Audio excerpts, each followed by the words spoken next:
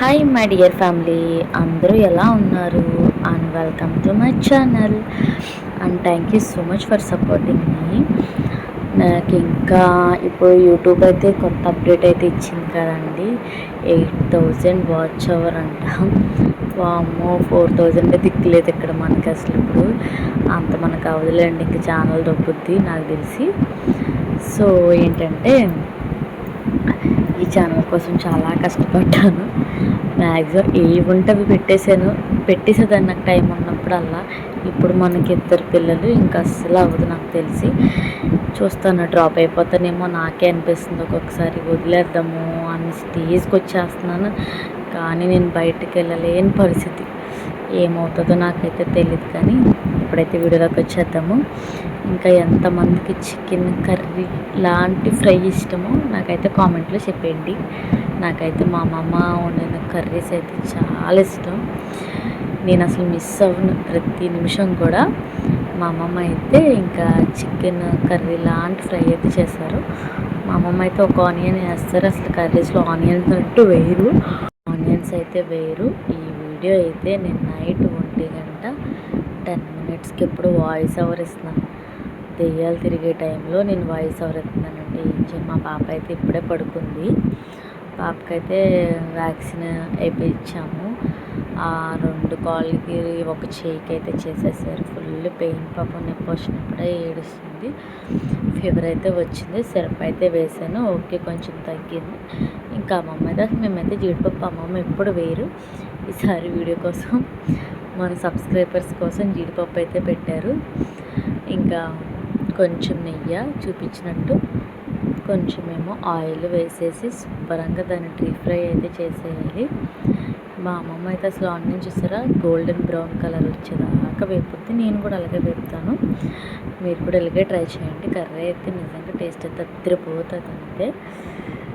ఇంకా తర్వాత చికెన్ అయితే కడిగేసి వేసేసుకొని శుభ్రంగా ఉప్పు, పసుపు అండ్ కళ్ళుప్పు వేసుకోవాలి. మేమైతే అదే వేస్తాం కర్రీస్లో. మీరు ఏది వేస్తారో కానీ నాకు సాల్ట్ వేస్తే ఎందుకు కర్రీ టేస్ట్ అనిపించదు. అబ్బా నాకు నచ్చదు ఎందుకు.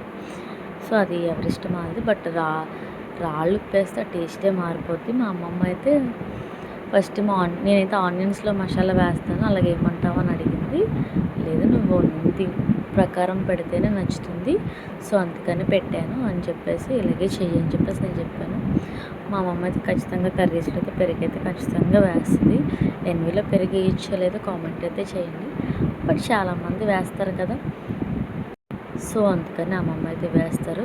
చికెన్లో అయితే చాలా వాటర్ వచ్చేసినాయి. సో మేమైతే మూత పెట్టేసాం కదా, ఇంకా అది ఫుల్గా మగ్గిపోయి అసలు లిడ్ పెట్టిన వెంటనే వాటర్ ఎలా వచ్చినాయంటే అలా వచ్చినాయి.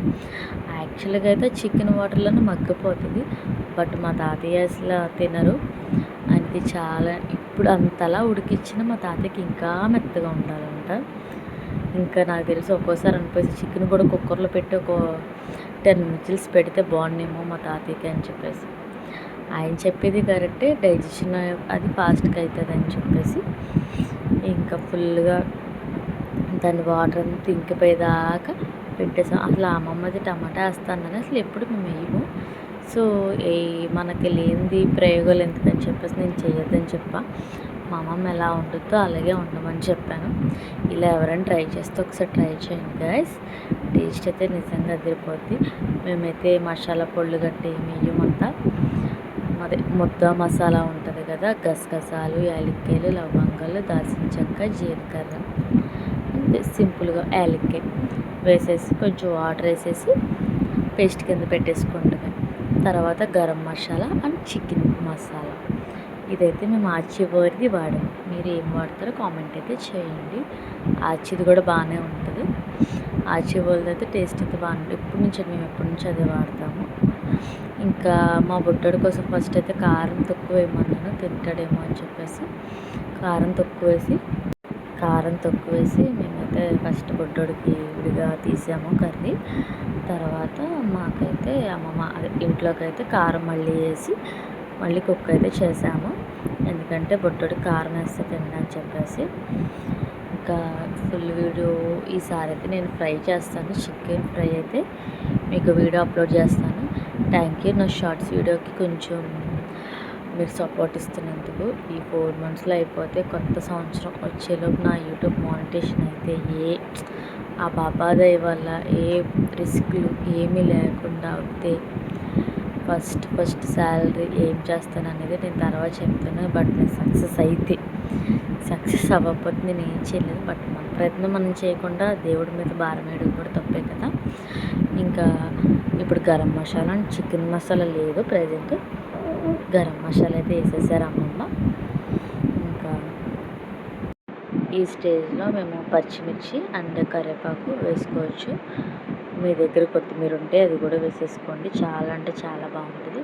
ఇలా దింపుకుంటే గ్రేవీ అవుతుంది. ఇంకా సిమ్లో పెట్టుకొని మూత లేకుండా ఉంచితే ఫ్రై అవుతుంది. నేను ఆఫ్టర్ డెలివరీ చూసారా, నేను చాలా చిక్కిపోయాను. అందుకే నేను వీడియోస్లోకి రావట్లేదు. బాగా పక్కగా అంటే ఫీడింగ్ ఇస్తున్నాను కాబట్టి మా అమ్మమ్మ చూసారు అలా ఇంకా నేనైతే తీయలేదు మా పాప అని చెప్పేసి. చూసారు ఆయిల్ అంతా పైకి తేలిపోయేదాకా మా బుడ్డడికైతే ఇంకా అన్నం అయితే పెట్టేసాను. అంతే. ఈ వీడియో మీకు నచ్చితే లైక్ చేయండి, కామెంట్ చేయండి అండ్ సబ్స్క్రైబ్.